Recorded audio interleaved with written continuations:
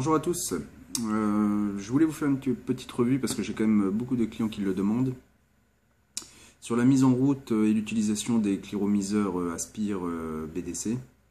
Alors pour ceux qui savent l'utiliser, c'est pas très compliqué, mais quand on connaît pas forcément, c'est pas toujours évident. Alors je vais vous parler d'un peu tous ces cliros Aspire, donc que ce soit le CE5S qu'on retrouve dans différentes couleurs dont le Rainbow,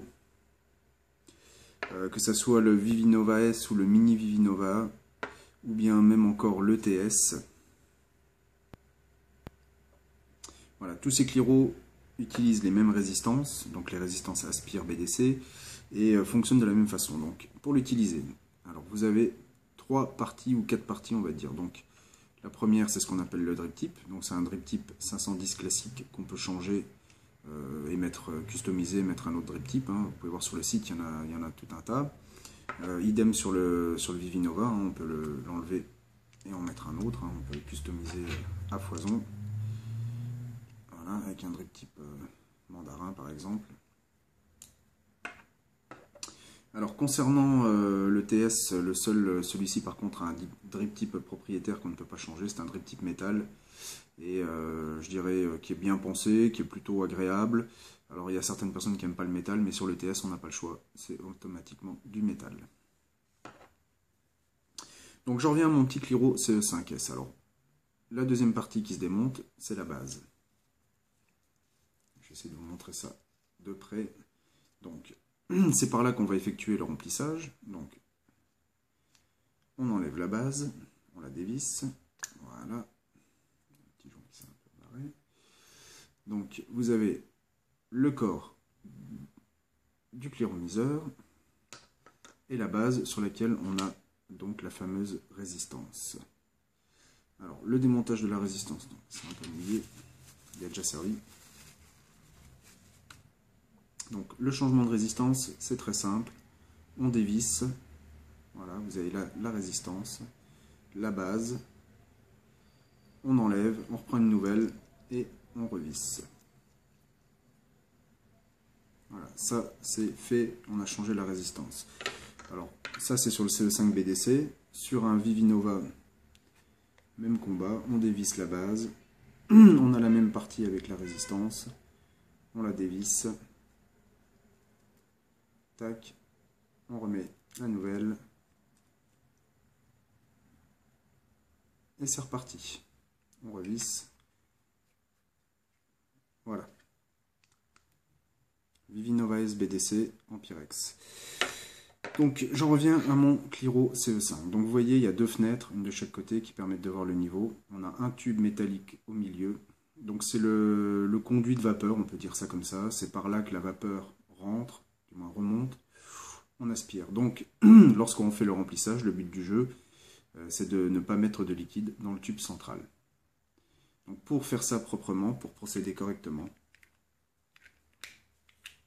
on prend le flacon de liquide, on incline le cliromiseur environ à 45 degrés, on le met face à soi, avec une fenêtre bien visible, on prend le flacon, et on vient poser le flacon, je vais vous montrer, sur la paroi, j'espère qu'on voit bien, et on appuie gentiment sur le flacon, en faisant couler le liquide le long de la paroi. Et vous voyez le niveau de liquide arrive, on monte, on redresse, et on s'arrête pile poil avant la fin du tube. Voilà. Ça se voit, le tube n'est pas complètement immergé. Il ne faut pas parce que sinon le liquide coule à l'intérieur du tube et ressort par le drip tip. Quand la résistance, voilà, on a rempli le Cliro. Quand la résistance est neuve, donc il y a plusieurs solutions pour la mise en route d'un Cliro neuf. À mon sens, la meilleure solution, c'est de prendre son flacon, on met 2 gouttes de liquide dans le centre, on souffle un petit coup. Voilà, comme ça le liquide a pénétré la résistance. On imbibe les mèches pour la première utilisation. On revisse. Voilà, et là vous avez un Cliro qui est prêt à être utilisé. Si on ne veut pas mettre de liquide directement sur la résistance lorsqu'elle est neuve, au premier remplissage, on remplit son Cliro comme je viens de le faire, on revisse et on attend 5 minutes que la résistance s'imbibe.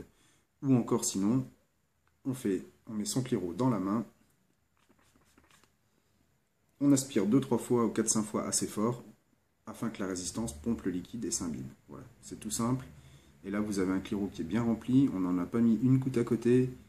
Et c'est parfait. ETS, exactement la même manipulation. On enlève, on dévisse la base. Bon là, il y a un peu de liquide dedans, mais c'est pas grave.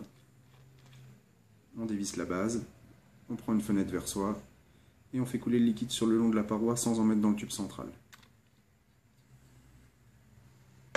Idem pour le Vivinova. Encore plus simple, hein, parce que là, on a vraiment la place. Donc là, on n'est même pas obligé de l'incliner. On peut le remplir. On le prend comme ça et on remplit directement dedans.